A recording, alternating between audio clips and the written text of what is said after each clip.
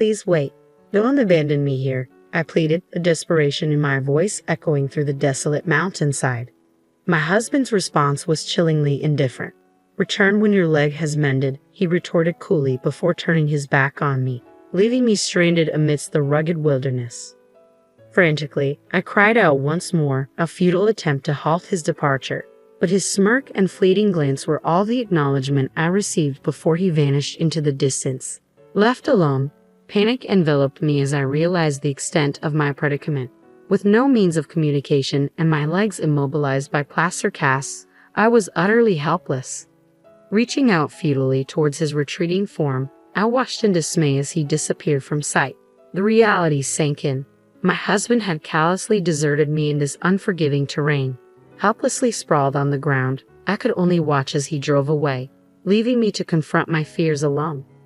My name is Jennifer, a 35-year-old office worker. In my small family unit resides my husband, Robert, a man 3 years my senior, who also toils away in an office setting. Our marriage has reached its 3rd year, yet the pitter-patter of little feet has yet to grace our home. In the realm of domestic duties, Robert adheres strictly to traditional gender roles, leaving the lion's share of household chores squarely on my shoulders. Not only does he shirk any involvement in domestic tasks, but he also exhibits a penchant for demanding my assistance with mundane requests, such as fetching the remote or preparing his tea, even when said items lie within arm's reach. In my initial attempts to rectify this imbalance, I reminded him of my own workload and implored him to lend a hand. His response, steeped in patriarchal entitlement, echoed through our home. I am the primary breadwinner. It is your duty to attend to such matters. Repeated entreaties for his cooperation were met with disdain, as Robert dismissed my appeals as mere nagging, punctuating his disapproval with ostentatious displays of frustration. Gradually, our interactions soured, his once warm morning greetings replaced by stony silence. Faced with his unyielding stance, I reluctantly assumed sole responsibility for our household chores, resigned to the reality of our domestic dynamic. I must confess, there are moments when the weight of exhaustion from work bears down heavily on me, and I find myself yearning for his assistance. Yet I've learned to endure it in silence, deeming it preferable to the alternative of facing his complaints or enduring his indifference. One fateful day, as I made my way to work, fate intervened in the form of a child teetering perilously close to the edge of a staircase at the train station. Without hesitation, I propelled myself forward, a warning cry escaping my lips as I intercepted the child, shielding him from a potentially calamitous fall. However, in my valiant effort, I too became ensnared in the precarious descent, my body twisting and contorting as gravity pulled us both downward. Amidst the chaotic whirlwind of motion, a sickening snap reverberated through the air, accompanied by searing agony that eclipsed any pain I had ever known. When the dizzying tumult finally subsided, I found myself cradling the stunned child in my arms, relief flooding through me as I assessed his unharmed form. Yet my own attempts to rise were thwarted by the excruciating protests of my limbs. Summoning the aid of station personnel, I implored them to summon an ambulance as I grappled with the throbbing anguish radiating from my broken leg. Transported to the hospital, I reached out to Robert, recounting the harrowing ordeal and beseeching him to join me. Forgive the inconvenience. It seems I've managed to get myself into quite the predicament, I murmured apologetically over the phone. Don't concern yourself with apologies. Let's focus on getting you home safely, came Robert's earnest response, his genuine worry providing a flicker of comfort amidst the chaos. What a thoughtful husband you have, remarked the nurse, her words dripping with admiration as she glanced at Robert. With a smug grin, he replied, "Oh, I always lend a hand around the house," a boastful claim that left me incredulous. Suppressing my astonishment, I opted for silence, unwilling to create a scene in the hospital room. However, upon our return home, Robert's demeanor underwent a drastic transformation. "Hey, I'm famished. Fetch me something to eat, and don't forget to iron this shirt," he barked, assigning me household chores without a hint of consideration. Confined to a wheelchair, I bristled at his demands, unable to comply with his requests. "What? Can't you see my predicament?" I protested, frustration lacing my words. "You promised to take care of things while I was hospitalized." Taken aback by my reproach, Robert's retort was swift and cutting. "I only said that because you were in the hospital," he snapped, his tone laced with derision. "Just get it done." And let's be realistic here, you couldn't have possibly saved that kid. You're too clumsy, too slow. It became increasingly apparent that Robert harbored doubts about the veracity of my words. How can you say something so cruel? I countered, my voice tinged with hurt and disbelief.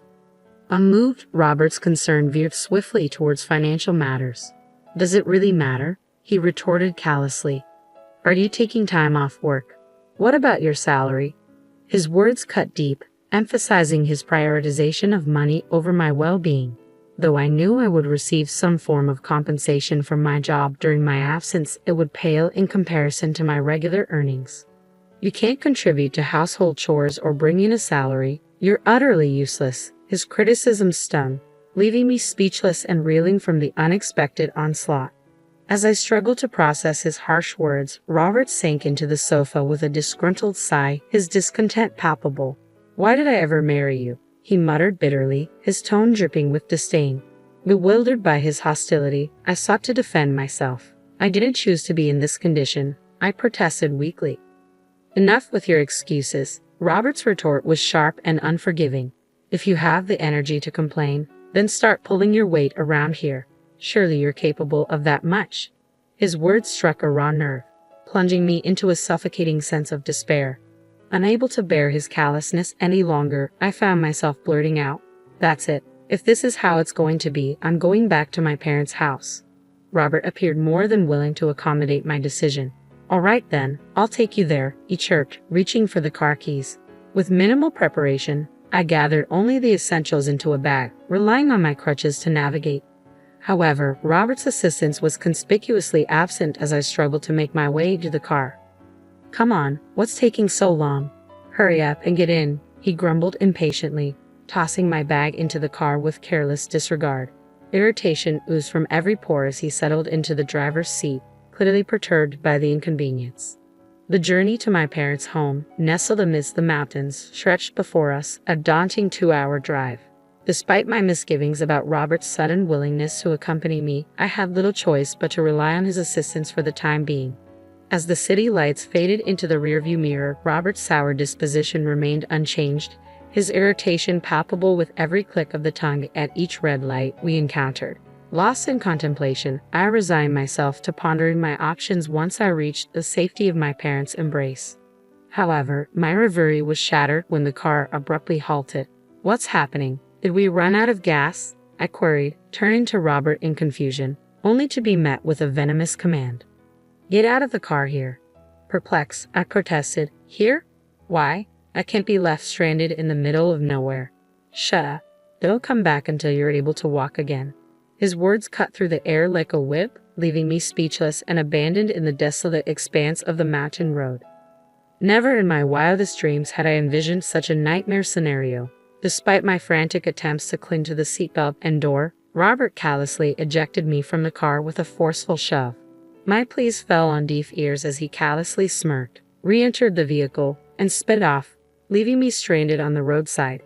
Paralyzed by shock and disbelief, I could do naught but cry out in desperation as Robert's car vanished into the distance, taking with it my belongings and any means of communication. Night was fast approaching, casting an ominous shadow over the desolate surroundings. With each passing moment, my sense of helplessness deepened, uncertainty gnawing at my core. Although I had informed my parents of my impending return, the prospect of their rescue felt increasingly remote. Left to my own devices, I resolved to crawl towards civilization, each agonizing inch a testament to my determination to survive. Yet, as exhaustion threatened to engulf me, a glimmer of hope emerged in the form of approaching footsteps. A figure clad in jogging attire materialized before me, a beacon of salvation amidst the encroaching darkness. My desperate cries for help caught the attention of the approaching woman, who quickened her pace and hurried over to my side. "What happened? Why are you alone here, and what's with the state of your clothes?" she inquired, her concern evident as she took in the sight of my disheveled appearance and the dirt streak cast encasing my leg.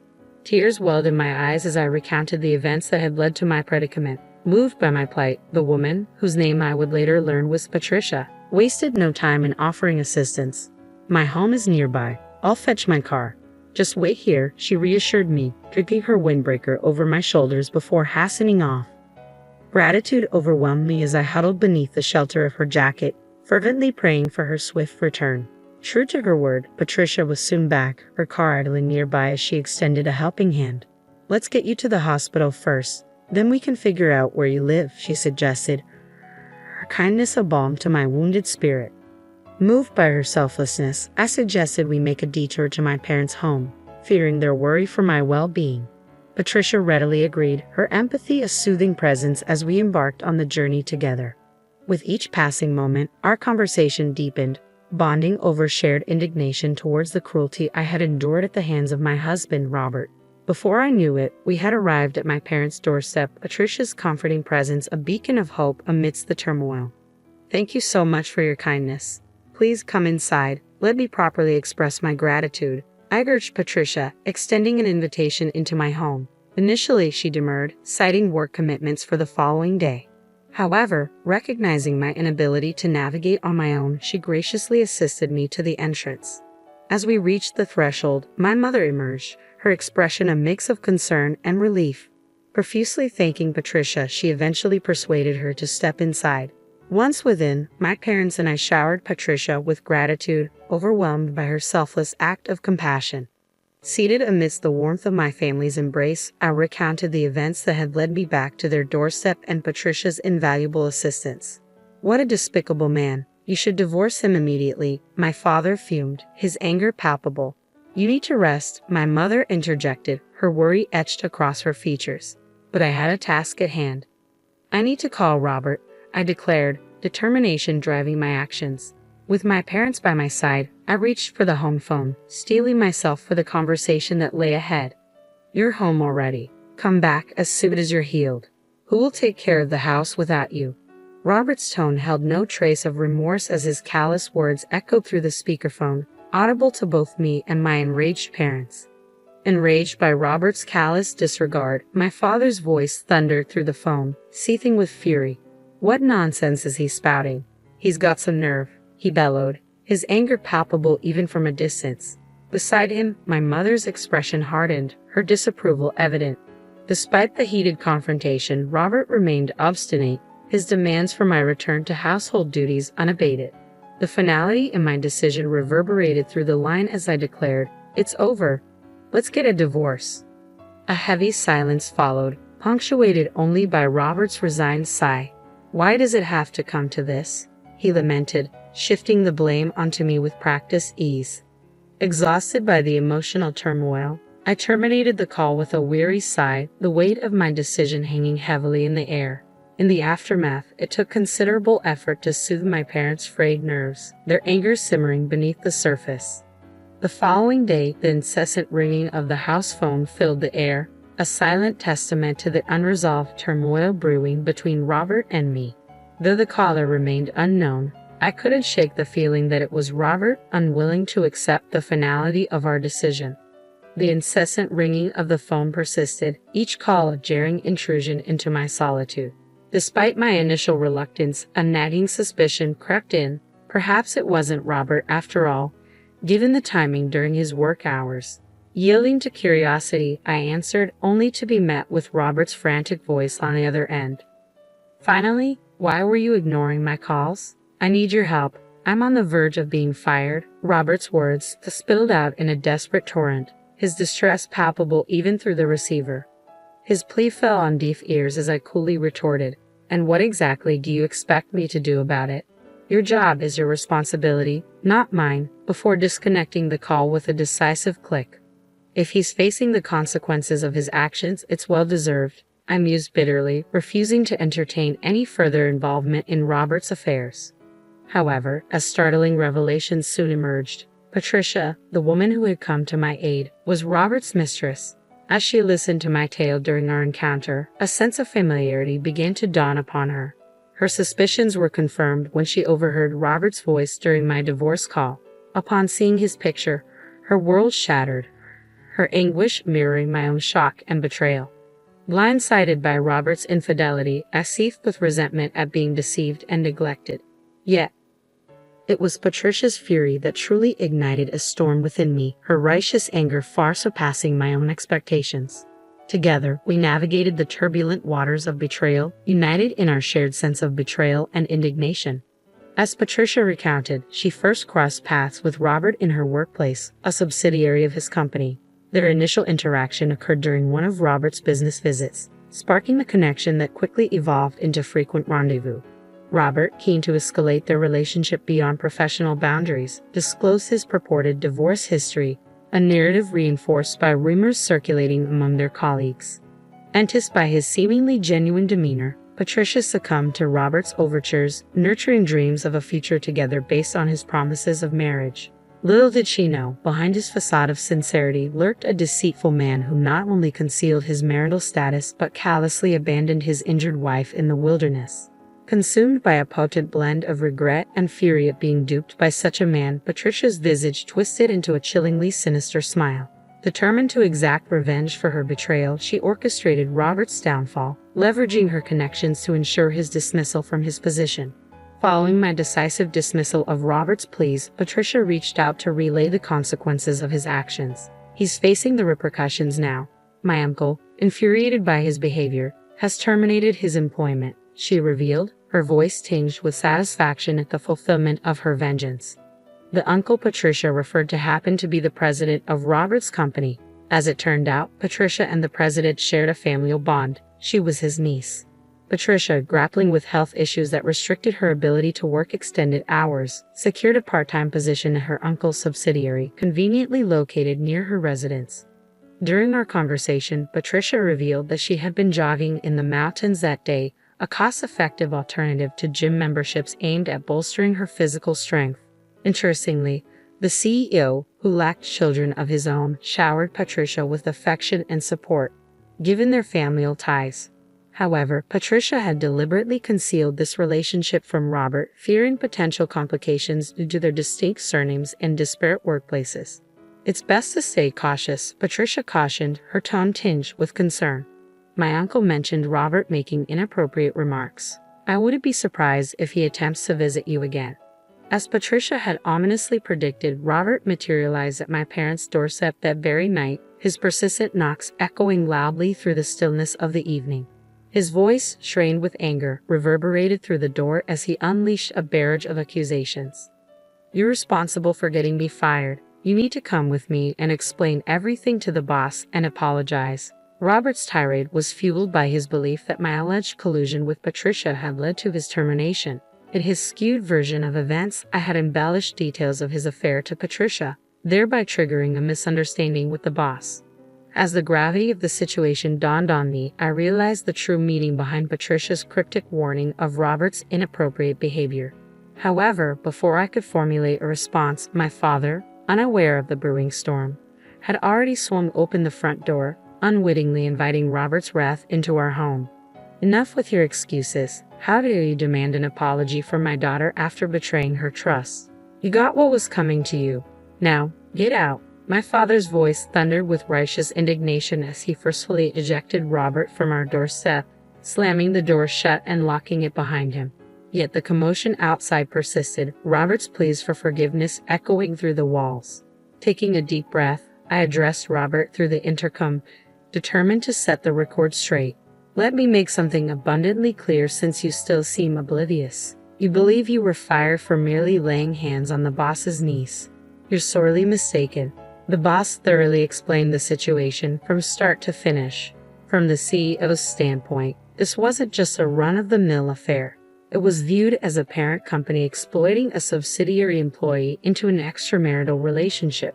Your status as a part-time employee placed you in a vulnerable position, and your actions were deemed unacceptable. I continued, my tone unwavering. The CEO admonished you countless times, yet you remained fixated on the affair. Understand this, it wasn't merely about whom you were involved with this time. It was about the gross misconduct of a parent company exploiting its subsidiary. Regardless of the other party's identity, such behavior would warrant dismissal. If you can't grasp how ludicrous your claims are, you're deluding yourself. If you don't want to add arrests to your list of woes, leave now. And as for the divorce, be prepared to face legal consequences, I declared firmly, cutting through Robert's protests with unwavering resolve. Only then did a stunned silence descend upon the scene. With Robert's departure, tranquility settled once more over my parents' home. In the aftermath, I wasted no time in seeking legal recourse.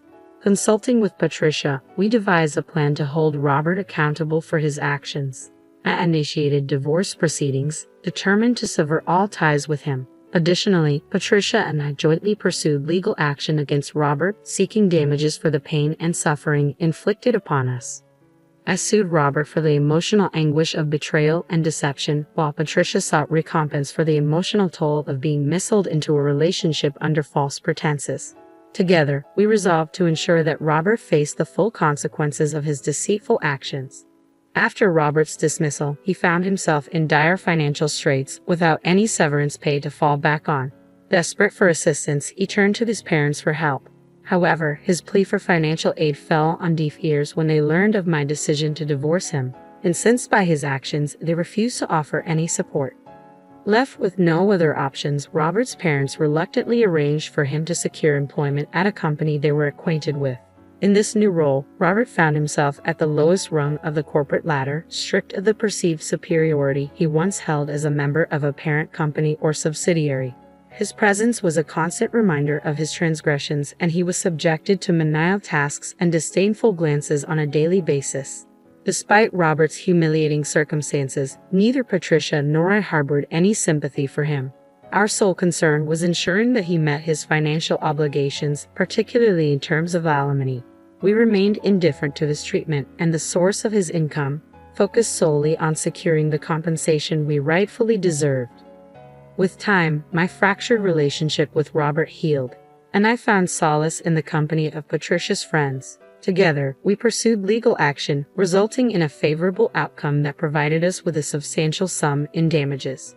Buoyed by this success, we began making plans for a well-deserved trip, eager to leave the past behind us and embrace a brighter future.